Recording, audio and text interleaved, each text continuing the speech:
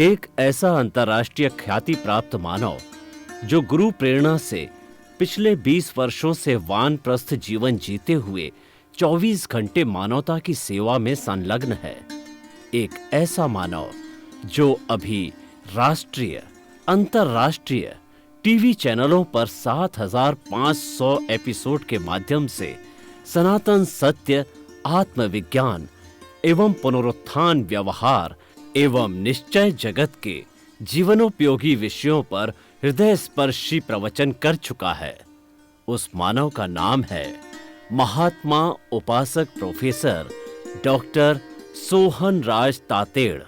Professor Tated द्वारा योग, दर्शन, शिक्षा विषयों पर रचित पीएचडी स्तर के 250 शोध ग्रंथ भारत के 100 प्रतिष्ठित विश्वविद्यालयों में शोधार्थी पढ़ रहे हैं तथा वे सभी शोध ग्रंथ वहां की सेंट्रल लाइब्रेरियों में उपलब्ध हैं। महात्मा सोहन राज ने अभी तक हजारों स्कूलों, कॉलेजों, विश्वविद्यालयों एवं संस्थाओं में सेमिनार, वर्कशॉप, कैंप लगाकर लाखों विद्यार्थियों को योग, दर्शन, शिक्षा का प्रशिक्षण देकर उन्हें सुसंस्कारित किया। डॉक्टर तातेड़ ने भारतीय संस्कृति उत्थान के 4000 से अधिक समसामयिक विषयों पर आर्टिकल लिखकर ऑनलाइन जर्नल, पत्रिकाओं, वेबसाइट्स पर प्रकाशित किया, जिसका उपयोग लाखों पाठक कर रहे हैं। उपासक तातेड़ के 5000 से अधिक आज का सुविचार, आज का शुभ संदेश, आज का मंगल भावना योग आदि चिंतन websites, Twitter, blogger, Facebook, YouTube माध्यमों से लाखों लोग अपना जीवन निर्माण कर रहे हैं। मानवता के मसीहा ऐसे महामानव महात्मा सोहन राज तातेड़ के प्रोफाइल को अभी तक विश्व के 20 लाख दर्शक यूट्यूब पर, 12 लाख गूगल पर एवं लाखों दर्शक फेसबुक, ब्लॉगर, ट्विटर और इंस्टाग्राम पर देख चुके हैं। सुनिए, देखिए, समझिए सनातन सत्य। जैसी दृष्टि वैसी सृष्टि, दृष्टि विज्ञान। कुदरत, कुदरती रचना एवं कुदरत के कानून से शाश्वत सुख की प्राप्ति। जोधपुर के परम पूज्य महात्मा उपासक प्रोफेसर डॉक्टर सोहन राज तातेड़ के निर्देशन में सनातन सत्य। जैसी दृष्टि वैसी सृष्टि, दृष्टि विज्ञान।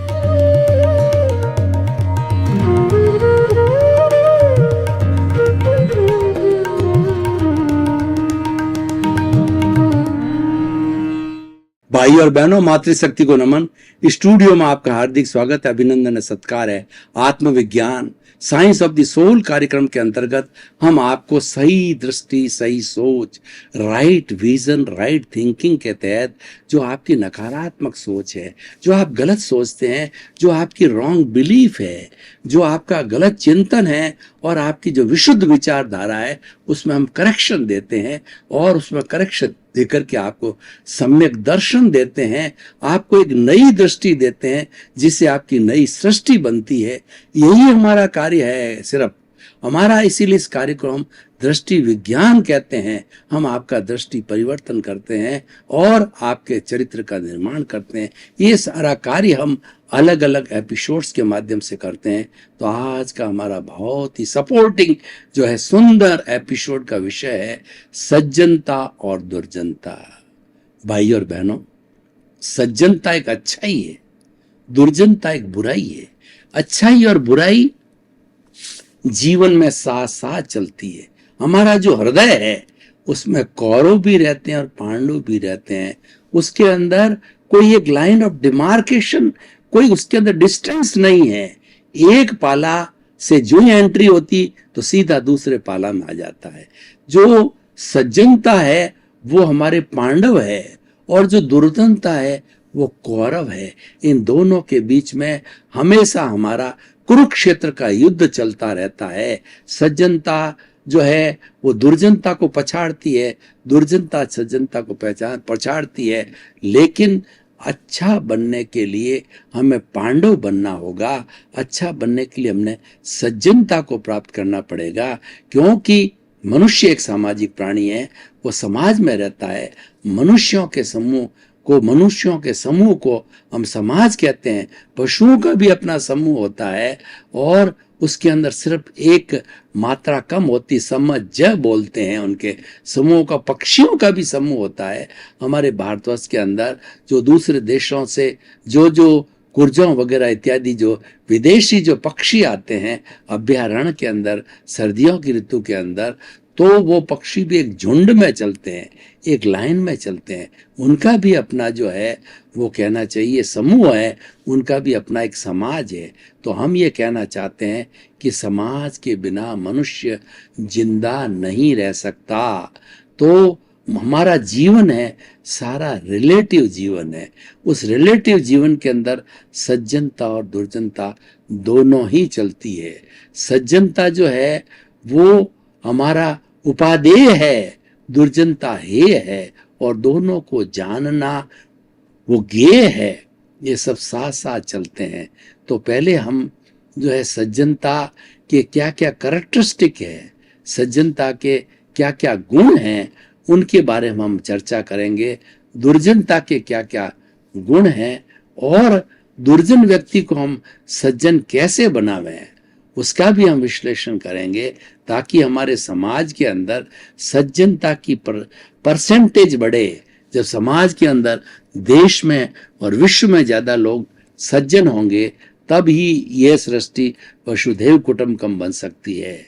वरना अगर दुर्जन ज्यादा हो गए तो वह दानवों का संसार होगा, वो राक्षसों का संसार होगा, वो लंका बन जाएगी।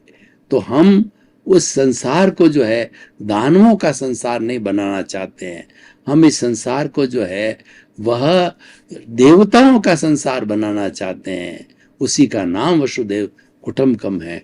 तो आइए सबसे पहले हम देखें कि सज्जनता के गुण क्या है, सज्जन कौन व्यक्ति होता है। देखिए, एक आपको उदाहरण देता हूं। एक महात्मा जी थे जो कि तालाब पे रोज जाकर के और वो अपना पानी पिया करते थे। वो शुद्ध तालाब था। तो जो ही वो तालाब में हाथ डालते, त्यों ही एक बिच्छू आकर के उनको काट देता और उस बिच्छू को वो फेंक देते दूर। रोज आते और रोज ये प्रक्रिया चलती रहती। तो पास में कुछ लोग खड़े थे, वो कहते, महात्मा जी आप रोज आते हो और रोज आपको बिच्छू काटता, रोज आपको फेंक देते, क्या आपको गुस्सा नहीं आता कि आप उस बिच्छू को और जो भगाने से क्या वो मार नहीं देते तो अच्छा रहता कि वो दूसरी बार आपके नहीं आते। तो जो है उन्होंने बड़ी मार्के की बात कही उन महात्मा ने कि देखिए कि ये दुर्जन है, ये अपनी दुर्जनता नहीं छोड़ता, तो मैं सज्जन हूं, मैं मेरी सज्जनता को क्यों छोड़ूं। क्योंकि जो समता भाव है उसको सहन करना है, वह सज्जनता है। और वो तो दुर्जन है, उसका तो काम ही काटना है, वो विषधारी है, वो तो काटेगा ही, उसकी क्या ज्यादा चर्चा करनी होती है। तो हमारा संभाव है ये सज्जनता है, संभाव है ये साधुता है, संभाव है ये संतता है। एक मैं आपको उदाहरण देना चाहता हूं कि एक जो नीम का पेड़ है, नीम के पेड़ को 100 घड़ों से भी सींचो तो क्या नीम की कड़वाहट जा सकती है? नहीं जाएगी, वो कड़वा का कड़वा बना रहेगा। इसीलिए वह दुर्जन की कैटेगरी में आता। हम उसको दुर्जन नहीं कहते हैं, क्योंकि नीम के पेड़ की पत्ती जो है व्यक्ति रोज खाए तो कभी भी उसको बुखार नहीं आता, कोई उसको बीमार नहीं पड़ता है। तो इस दृष्टि से वो सज्जन है। लेकिन उसके गुणों की बात करें तो जो उसमें कटुता का गुण है वह दुर्जनता का गुण है। एक दूसरा उदाहरण देखिए सज्जनता का, कि जो चंदन होता है, वो चंदन के पेड़ के ऊपर जो है वो कई जो है उसकी सुगंध अच्छी होती है, वो शीतल होता है, उस पर विषधारी सर्प लिपटे रहते हैं और अपना विष छोड़ते रहते हैं।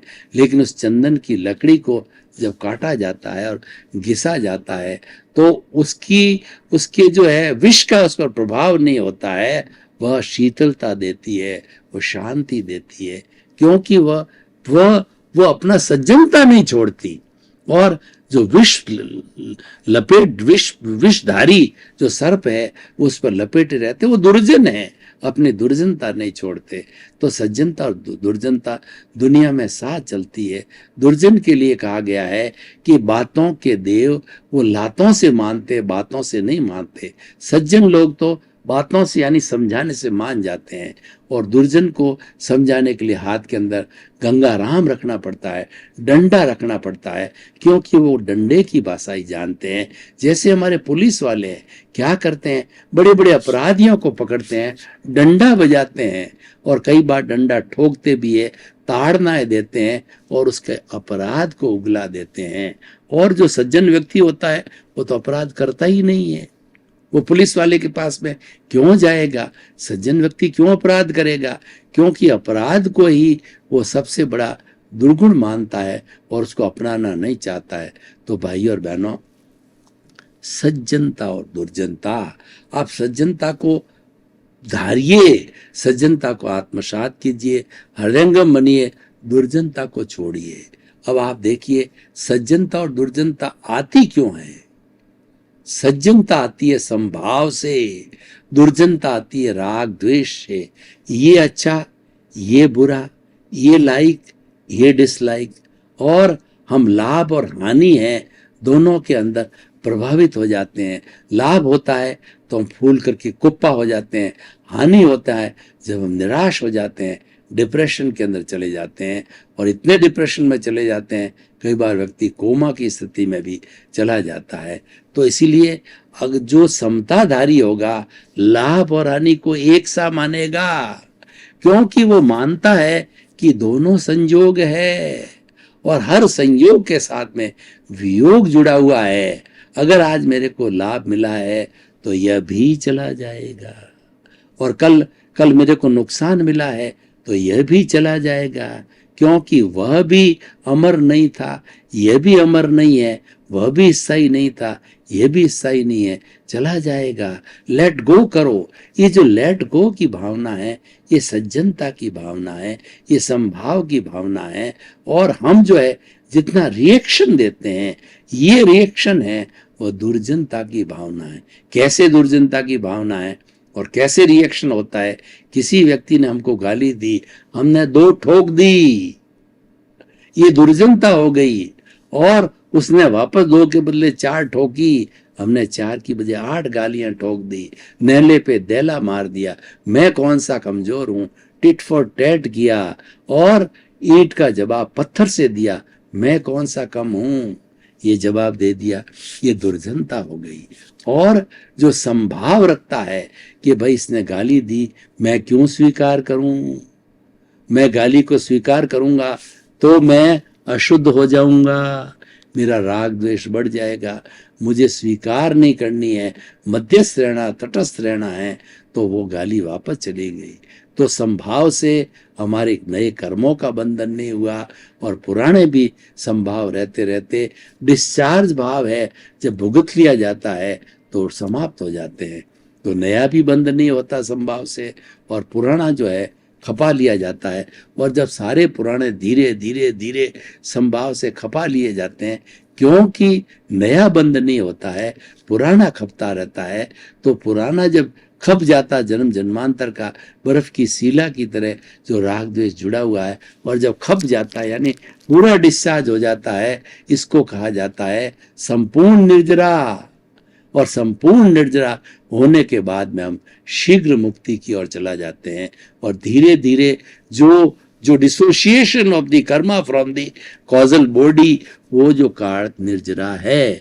भगवान ने 2 धर्म बताए, एक संवर धर्म और निर्जरा धर्म। प्राणी मात्र को दुख न देना, प्राणी मात्र को दोषी न समझना, प्राणी मात्र को कर्ता न समझना, और किसी के प्रति बुरा भाव न लाना, क्योंकि भाव बिगाड़ोगे तो भाव बिगड़ेगा, भाव सुधारोगे तो भाव सुधरेगा।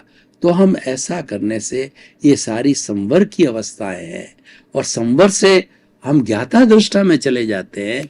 संवर से हमारे नए कर्मों का बंधन सब रुक जाता है, क्योंकि संवर प्रत्याख्यान है, ये आश्रव को रोकता है, कर्मों के बंद को रोकता है। और जब कर्मों का बंद को रोकने का द्वार हमने बंद कर दिया तो भीतर जितना भी हमारा पड़ा है वो ज्ञाता दृष्टा भाव से हम उसको देखते जाते हैं, देखते जाते हैं, देखते जाते हैं। जो जो देखते जाते हैं, जो जो वो धुलते जाते हैं, धुलते जाते हैं, सफाई होती रहती है और हम स्वभाव में रमण करते हैं। तो स्वभाव में रमण करने से हमारा राग द्वेष धीरे धीरे जीरो हो जाता है, शून्य हो जाता है और यही हमें सिद्ध बुद्ध और मुक्त बनाता है। तो भाई और बहनों, मैं बता रहा था दुर्जनता, दुर्जनता हमारा आश्रव है, सज्जनता हमारा संवर है। तो दुर्जनता को जब हम अलग करते हैं तो वो निर्जरा का प्रोसेस कहलाता है। सज्जनता को हम प्राप्त करते हैं तो संवर कहलाता है। सज्जन वह होता है जो किसी को मन से, वचन से, काया से, करने से, करवाने से, अनुमोदने से किसी को दुख नहीं देता है।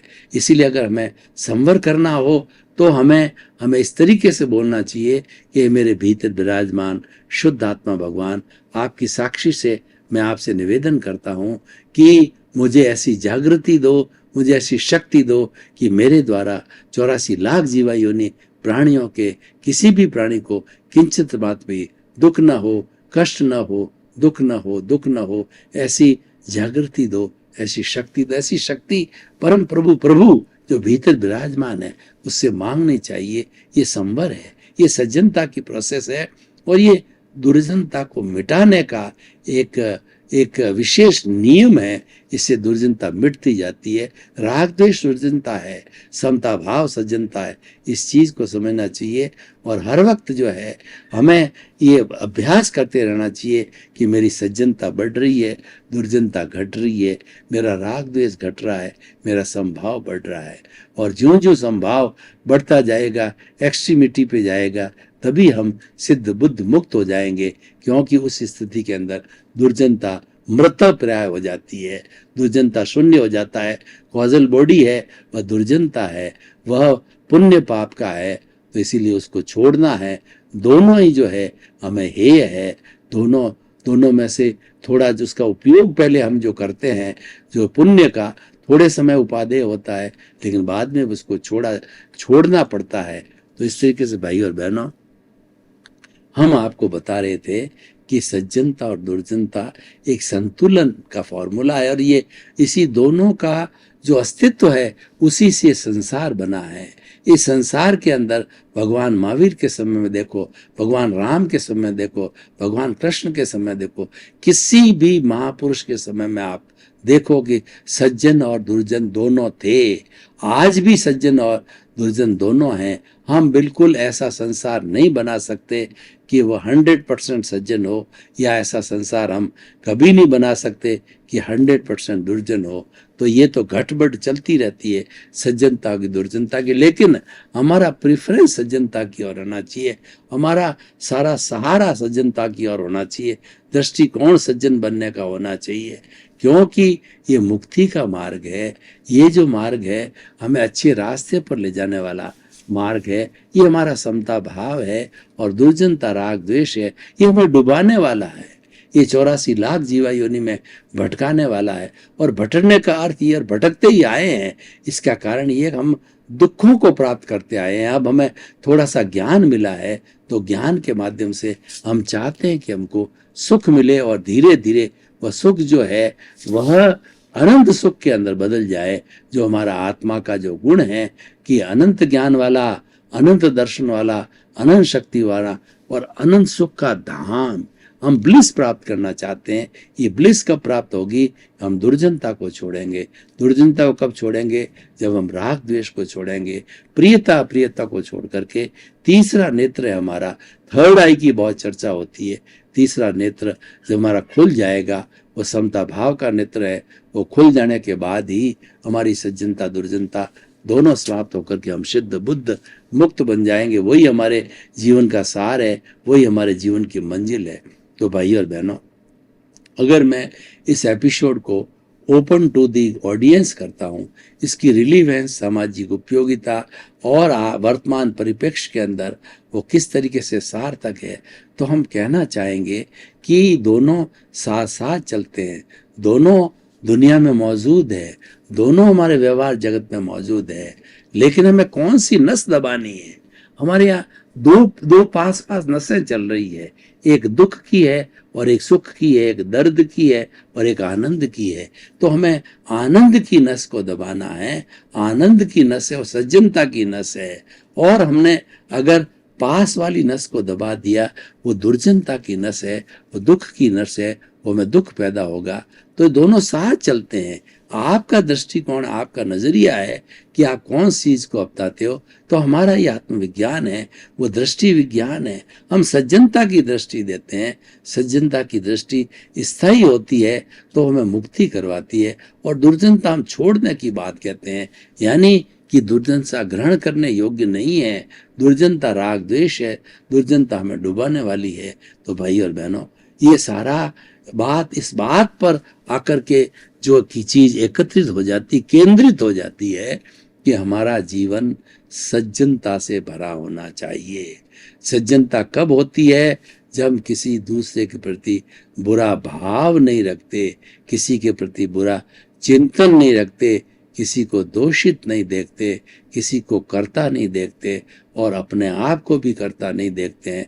ये जो है दोषित देखने की जो भावना होती है, ये सामायिक आलोचना, प्रतिक्रमण, प्रत्याख्यान की भावना होती है।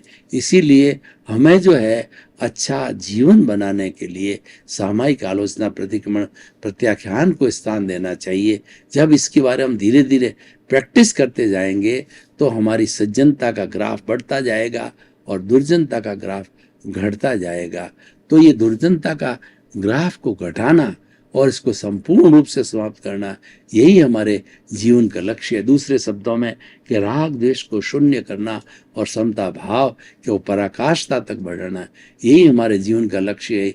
यही मुक्ति का मार्ग है। इसीलिए कहा गया है कि राग द्वेष मुक्ति सच्ची मुक्ति होती है, और दूसरी मुक्ति जो है वह रिलेटिव होती है। तो भाई और बहनों, हम आपको ये बताना चाहते हैं कि बहुत सुंदर एपिसोड है, और इसको जीवन के अंदर डालो, इसको जीवन में उतारो। और हमारा हिंदुस्तान है, इस 80 करोड़ जो है युवा लोग हैं, उन युवाओं को जो है हम इस एपिसोड के माध्यम से विशेष संदेश देना चाहते हैं कि आप देश के कर्णधार हो, आप देश के निर्माता हो, तो आप अच्छा देश बनाना चाहते हो, सज्जनता को प्राप्त करो, दुर्जनता को छोड़ो।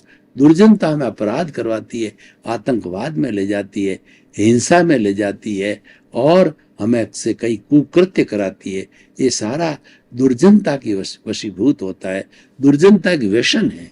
तो हम इस दुर्जनता को छोड़ना चाहिए।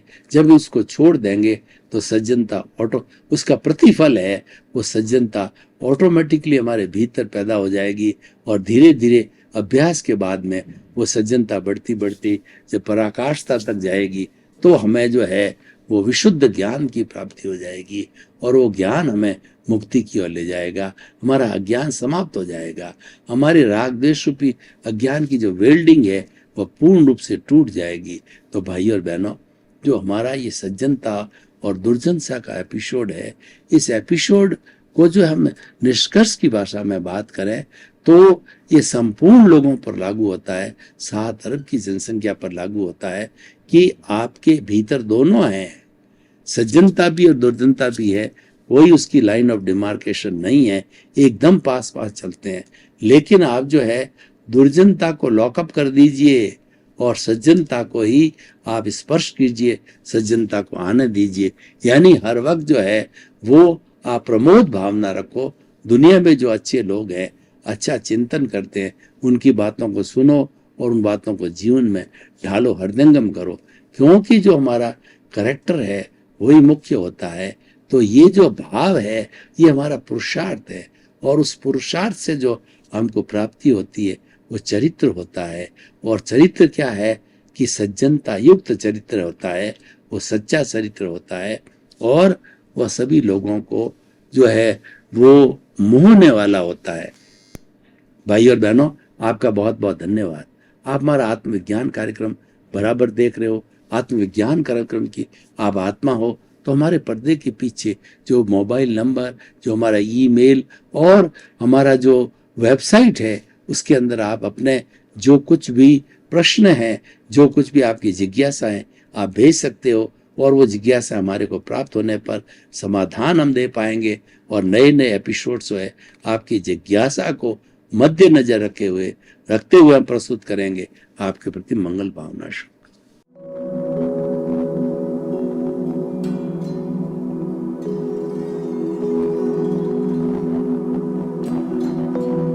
एक ऐसा अंतर्राष्ट्रीय ख्याति प्राप्त मानव जो गुरु प्रेरणा से पिछले 20 वर्षों से वानप्रस्थ जीवन जीते हुए 24 घंटे मानवता की सेवा में संलग्न है। एक ऐसा मानव जो अभी राष्ट्रीय, अंतर्राष्ट्रीय टीवी चैनलों पर 7,500 एपिसोड के माध्यम से सनातन सत्य, आत्मविज्ञान एवं पुनरुत्थान व्यवहार एवं निश्चय जगत के जीवनोपयोगी विषयों पर हृदय स्पर्शी प्रवचन कर चुका है। उस मानव का नाम है महात्मा उपासक प्रोफेसर डॉक्टर सोहन राज तातेड़। प्रोफेसर तातेड़ द्वारा योग, दर्शन, शिक्षा विषयों पर रचित पीएचडी स्तर के 250 शोध ग्रंथ भारत के 100 प्रतिष्ठित विश्वविद्यालयों में शोधार्थी पढ़ रहे हैं तथा वे सभी शोध ग्रंथ वहां की सेंट्रल लाइब्रेरियों में उपलब्ध हैं। महात्मा सोहन राज ने अभी तक हजारों स्कूलों, कॉलेजों, विश्वविद्यालयों एवं संस्थाओं में सेमिनार, वर्कशॉप, कैंप लगाकर लाखों विद्यार्थियों को योग, दर्शन, शिक्षा का प्रशिक्षण देकर उन्हें सुसंस्कारित किया। डॉक्टर तातेड़ ने भारतीय संस्कृति उत्थान के 4000 से अधिक समसामयिक विषयों पर आर्टिकल लिखकर ऑनलाइन जर्नल, पत्रिकाओं, वेबसाइट्स पर प्रकाशित किया, जिसका उपयोग लाखों पाठक कर रहे हैं। उपासक तातेड़ के 5000 से अधिक आज का सुविचार, आज का शुभ संदेश, आज का मंगल भावना योग आदि चिंतन websites, Twitter, blogger, Facebook, YouTube माध्यमों से लाखों लोग अपना जीवन निर्माण कर रहे हैं। मानवता के मसीहा ऐसे महामानव महात्मा सोहन राज तातेड़ के प्रोफाइल को अभी तक विश्व के 20 लाख दर्शक यूट्यूब पर, 12 लाख गूगल पर एवं लाखों दर्शक फेसबुक, ब्लॉगर, ट्विटर और इंस्टाग्राम पर देख चुके हैं।